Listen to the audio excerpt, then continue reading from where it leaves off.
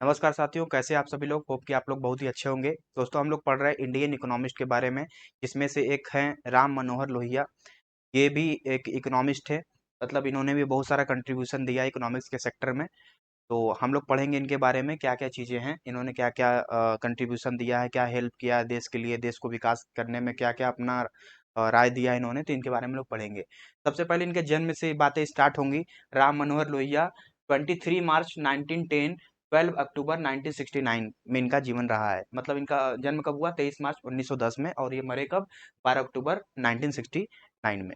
फिर इसके बाद ये थे क्या? Was an activist and the Indian independent movement and the socialist political leader. क्या थे भाई ये? Socialist political leader. सब जो है देख दूसरे पॉलिटिक्स से रिलेटेड थे, ठीक है ना।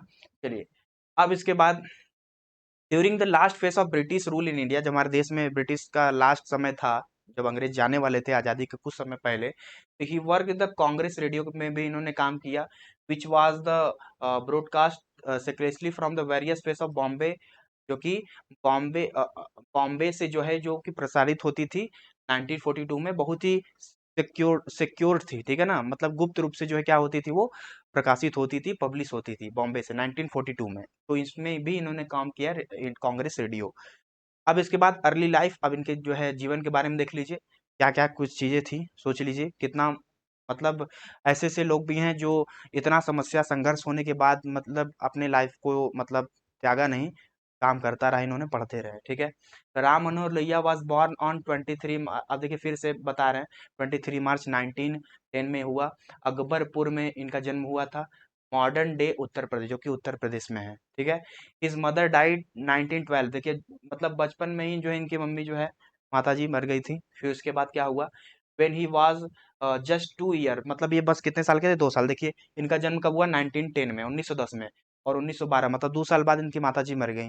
अब भाई, जिसके बचपन में मम्मी पापा मर जाते हैं, तो उससे बड़ा समस्या क्या होगा उनके उनके लिए लाइफ में, ठीक है। लेकिन इनके पिताजी जो है, इनका सबसे मेन रोल रहा है इनका, कि इन्होंने इनको पढ़ाया लिखाया और बहुत सा इनको मतलब संभाला। फिर इसके बाद बस ये 2 साल के थे। फिर उसके बाद and he was later brought up by the his father Hiralal. इनके पिता क्या नाम था? हीरालाल, ठीक है ना। हु वाज नेवर रीमैरिड, कभी उन्होंने दूसरा शादी नहीं किया, सबसे अच्छा काम। देयर वाज ए लेडी, एक lady who belong to the barber community. एक लेडी थी जो बार्बर कम्युनिटी से बिलोंग करती थी, इन्होंने उनका पालन पोषण किया, मतलब इनका, ठीक है, राम मनोहर लोहिया का। फिर उसके बाद he brought him up the early life, उनका पूरा जीवन वहीं पे बीता। फिर उसके बाद she was a family servant, वो उसके एकदम पारिवारिक सदस्य के रूप में बने। अब भाई, जिसको बचपन से कोई पाले पोसे, वो किसी भी कम्युनिटी से बिलोंग करे, उससे क्या फर्क पड़ता है? वो तो अपना माता पिता ही ना मानेगा उसको, ठीक है। तो एकदम फैमिली की तरह हो गए थे वहां पे। In 1918 he accompanied his father Bombay, where he completed high school education. 1918 में ये उनके पिताजी जो है इनको बम्बई लेके आ गए। फिर उसके बाद इन्होंने अपना वहां पे हाई स्कूल का जो है एजुकेशन पूरा किया। He attend the Banaras Hindu university to complete his intermediate. मतलब इंटरमीडिएट वहीं से पूरा करने के बाद ये बीएचयू आ गए, मतलब बीएचयू अटेंड कर लिए हैं। अब इन्होंने क्या किया? And the work after studying studying first is the school, ठीक है, मैट्रिकुलेशन एग्जामिनेशन, मतलब इन्होंने वहां पे वर्क किया है 1927 में। He then the join the Vidyasagar college, अब ये पढ़ाना स्टार्ट कर रहे हैं, विद्यासागर कॉलेज में इन्होंने पढ़ाना स्टार्ट किया। Under under the university of Calcutta में पढ़ा इन्होंने 1929 में। फिर वहां से ये इन्होंने बीए की डिग्री मतलब ले ली। मतलब यहाँ मतलब कई सारे कॉलेज ये अटेंड कर रहे थे। तो इसके बाद इन्होंने बीए का डिग्री कहाँ से लिया? यहाँ से, ठीक है, कलकत्ता में 19। फिर वहां से बीए डिग्री लेने के बाद ही decided to attend Frederick Williamson University. अब देखिए, फ्रेडरिक विलियमसन विलियम यूनिवर्सिटी जो है, ये इस समय क्या है? टुडे हेम्बलेट यूनिवर्सिटी, ब्रिटेन, जर्मनी, जो कि जर्मनी में किस नाम से है इस समय? टुडे हेम्बलेट यूनिवर्सिटी ऑफ ब्रिटेन, इस समय जो इसका नाम है, ठीक है। फिर उसके बाद choosing it the educational institution in Britain, इन्होंने जो है एजुकेशनल जो है अपना वहां पे चूज किया। इनको करना क्या है? To convey is the deem view of the British philosophy. He soon learn German and the revised receive financial assistance based the outstanding academic performance. Studying national economy, उन्होंने नेशनल इकोनॉमी के बारे में भी बहुत सा स्टडी किया। As ई the major subject, इनका मेजर सब्जेक्ट क्या था? Doctor studying of the from the 1929 to 1933 में, ठीक है ना। इकोनॉमी इनका मतलब मोस्ट बेस्ट सब्जेक्ट रहा है। Lohia road the PhD thesis paper, ये जो पीएचडी थेसिस भी लिखा करते थे, डॉक्टर को उपाधि चाहिए थी इनको, ठीक है।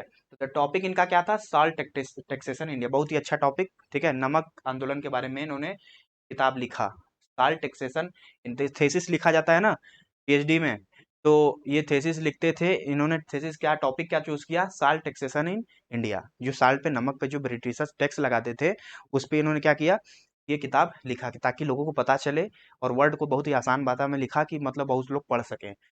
Focusing on the Gandhi socio economics theory, तो इसके बाद जो इस पे फोकस किया गांधी सोशियो इकोनॉमिक थ्योरी पे। अब इनका कंट्रीब्यूशन देखते हैं, बहुत इंपॉर्टेंट है। इकोनॉमिक इनइक्वालिटी को दूर करना सबसे बड़ा इनका मेन कंट्रीब्यूशन रहा है। अब हम आते हैं डायरेक्ट टॉपिक पे, तो द इंडिविजुअल फ्रीडम, सबसे पहली बात आप देखिए, जो भी बात लिखा हो आप आराम से पढ़ के समझ सकते हो, मैं आपको तब भी बता देता हूँ कि इंडिविजुअल फ्रीडम मतलब देखो भाई, हर इंसान को स्वतंत्रता चाहिए ही चाहिए, ठीक है। मतलब वो, उसको रोक टोक मत करिए, जो एजुकेशन लेना है ले सकता है, कहीं पढ़ना है पढ़ सकता है, ऐसा नहीं कि इस स्कूल में यही बच्चे पढ़ेंगे ये नहीं पढ़ सकता, इस फैमिली से बिलोंग करता है इसका एडमिशन नहीं होगा, तो ऐसा कुछ नहीं। मतलब फ्रीडम एकदम मुफ्त होना चाहिए, कहीं घूम फिर सकता है, कोई भी पॉलिटिक्स में जो है जा सकता है, कुछ भी कर सकता है, तो ये फ्रीडम होना चाहिए। ये बात तो आज भी सही है, आज होना चाहिए। तो ये जो उन्होंने बताया था, तो doctor Lohia advocate individual freedom is the state that the equal free nature, मतलब सबको इक्वल राइट होना चाहिए। He was generally influenced by the German philosophers and scholars and the belief that the liberty and equality were the essential characteristics of the individual। जो Britain के जो philosopher थे इन्होंने उसे वो प्रभावित होकर ये बताया, ठीक है, कि भाई हमारे इंडिया में भी ऐसा होना चाहिए कि इंडिविजुअल को ऐसा राइट मिले कि वो अपने मन से कुछ कर सके। अब जब इतना फ्रीडम दे सकते हैं तो मतलब वो इंसान कुछ सोच भी सकता है कि हाँ हम कुछ करेंगे, ठीक है, कि ब्रिटेन में ये सारी चीजें थी, ठीक है, आज भी हैं, ठीक है, क्योंकि मोस्ट सबसे इसेंशियल कैरेक्टरिस्टिक है भाई, सबसे इसेंशियल कैरेक्टरिस्टिक क्या है, इंडिविजुअल का फ्रीडम होना, सबसे ज्यादा क्या रहे वो, फ्री फ्रॉम रहे, ठीक है, किसी का रिस्ट्रिक्शन ना रहे, मतलब गलत काम ना करे, बाकी सब कुछ काम करे। Doctor Lohia further the argues that the three and certain spheres life which would be the free from the control of the state government organisation, सबसे फ्री होना चाहिए। Group individual should have the full freedom, सबसे full freedom किस में होना चाहिए कि choose any profession, किसी भी प्रोफेशन को चूज कर सकता है, मेंबरशिप कर सकता है, किसी भी पॉलिटिकल पार्टी में जा सकता है, ऐसा नहीं कि आप बीजेपी में कांग्रेस में, ठीक है, इसमें ही जाइए, सो कहीं भी जा सकता है, ठीक है, उसका मन है। कि also imposes the state government political party should not therefore in the private live the individual। Also Lohia was the advert the supporter the liberty of backward people, wanted to the give the professional treatment of the backward people of the certain period। मतलब simple से ये बात बता रहे हैं कि हर एक individual को राइट होना चाहिए कि वो कहीं भी कुछ भी शिक्षा ले सकता है, किसी भी पॉलिटिकल पार्टी को ज्वाइन कर सकता है, किसी भी एजुकेशन ले सकता है, कोई भी प्रोफेशन में जा सकता है, उसको एकदम फ्रीडम मिलना चाहिए, ठीक है। चलिए next, view on industrialization of machine. देखिए इंडस्ट्रियलाइजेशन का नाम जब भी आता है तो आप हमेशा आपके दिमाग में यही बात आता है कि हमारा देश का जीडीपी बढ़ेगा, ग्रोथ होगा, अनएम्प्लॉयमेंट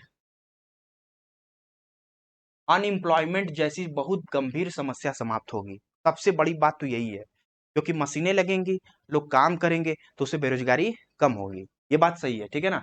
तो वी इसमें क्या बोला, doctor Lohia state the industrialization which the based on the large industries who the problematic and the would not solve the any employment problem, ठीक है, मतलब इस प्रॉब्लम को सॉल्व नहीं कर रहा था, तो बहुत ज्यादा इंडस्ट्रियलाइजेशन चाहिए था। he expressed the view of the both capitalist and communist belief in the progress of the economy through the industrialization, ठीक है, मतलब कैपिटलिस्ट और सोशलिस्ट दोनों मिल के काम कर रहे थे, ठीक है। Where capitalist encourage the private property while communist encourage the public property. अब भाई आप पढ़े होंगे कि देखिए तीन प्रकार की इकोनॉमी होती है ना, एक होता है आपका कैपिटलिस्ट इकोनॉमी, ठीक है, और एक होता है आपका सोशलिस्ट इकोनॉमी, और एक होता है मिक्स्ड इकोनॉमी, ठीक है।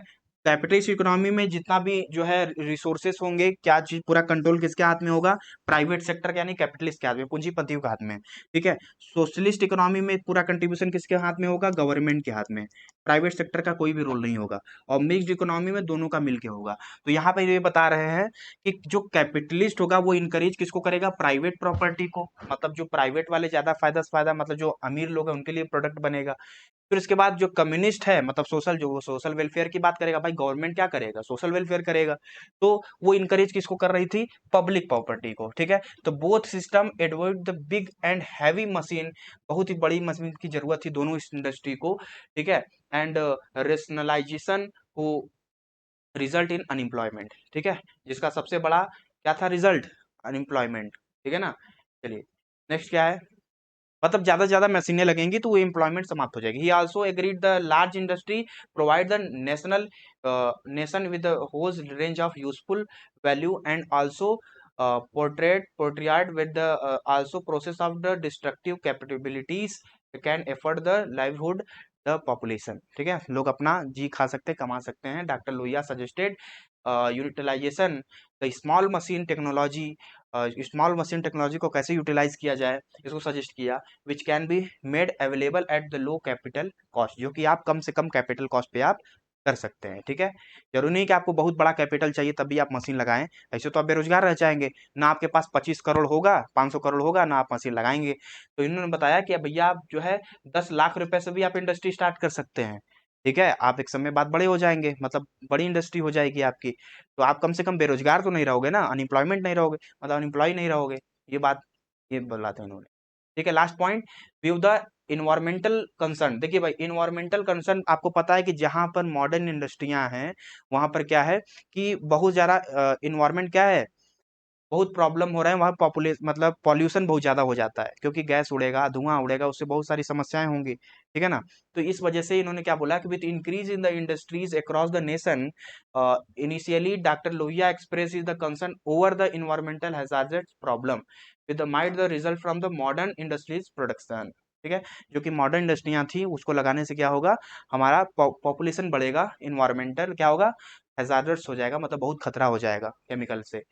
Modern industrialization would require huge amount of capital and cheaper level. देखिए मॉडर्न इंडस्ट्रियलाइजेशन के लिए क्या जरूरत होता है कि सबसे आपको ज्यादा से ज्यादा अमाउंट में क्या मिले, कैपिटल मिले, उसके बाद आपको सस्ता लेबर मिले कि आप कम वेजेस पे, कम सैलरी पे वो काम कर सकें। The supply of which in insured through the distinction and disposition of the personality ruler craftsman and the other classes, ठीक है। मतलब इन्होंने क्या कहा कि जो आपका मॉडर्न इंडस्ट्री है उसमें क्या होगा, मतलब उनको ह्यूज, मतलब बहुत ही ज्यादा कैपिटल की जरूरत पड़ती है और बहुत ही कम सस्ते लेबर की जरूरत पड़ती है, तब जाकर के वो क्या कर सकते हैं, प्रोडक्शन अच्छे से कर सकते हैं, ठीक है ना। लेकिन इससे इन्वायरमेंट क्या होगा, डिस्करेज, मतलब इन्वायरमेंट इससे डिग्रेडेशन होगा, इसका मतलब बहुत से सस्टेनेबल डेवलपमेंट नहीं हो पाएंगी। फिर उसके बाद जो है इन्वायरमेंट आपका जो है सही नहीं रहेगा, पॉपुलेशन जो है ज़्यादा बढ़ने की वजह से आपका पॉल्यूशन भी हो जाएगा, मतलब ज़्यादा ज़्यादा इंडस्ट्रियाँ लगेंगी तो। लास्ट है, the industrialization also requires extension and destruction. The industrialization हमेशा एक्सटेंशन एंड डिस्ट्रिक्शन की जरूरत पड़ती है। Require the extension destruction of natural resources of the large scale which create the environmental problem, जो कि ये क्या करते हैं, इन्वायरमेंटल प्रॉब्लम क्रिएट करते हैं। अगर आप खूब कोयला बारेंगे तो एक समय पे वो खत्म ही हो जाएगा ना, वो नेचुरल रिसोर्स है, दोबारा तो रिसाइकल करके यूज नहीं कर सकते ना, ठीक है। तो ये सारी चीज, मतलब ऐसी इंडस्ट्री आप लगाइए जिससे क्या हो कि आपका सस्टेनेबल डेवलपमेंट हो, जो कि आपका नेचुरल रिसोर्स भी खत्म ना हो, बचा रहे, आने वाले पीढ़ी उसका यूज कर पाए, नहीं तो कहेंगे कुछ छोड़ा ही नहीं आप हमारे लिए, ठीक है। और आपका जो इन्वायरमेंट है वो भी शुद्ध रहे, ठीक है। प्लास्टिक जलाओगे तो क्या होगा, इन्वायरमेंट तो खराब ही होगा ना, ठीक है। तो ये सारी जो है प्रॉब्लम आपकी मॉडर्न इंडस्ट्रियों से देखने के लिए मिला था, इसको आप पढ़ लीजिएगा, ये इंपॉर्टेंट पॉइंट, इसमें बहुत सारी चीजें आपको लिखी गई हैं। ये थे आपके, ठीक है, राम मनोहर लोहिया का पूरा कहानी, जो कि इकोनॉमिक्स के बारे में कंट्रीब्यूशन उन्होंने दिया है। एमजी के BP semester exam first semester में आपका जो है फर्स्ट यूनिट का ये जो टॉपिक है ये खत्म हो गया है। अब इसके बाद दो और बचा, जवाहरलाल नेहरू और बी आर अम्बेडकर के बारे में, उसके बाद ये यूनिट खत्म, ठीक है। तो मिलते हैं आपसे नेक्स्ट पार्ट में, तब तक के लिए थैंक यू वेरी मच।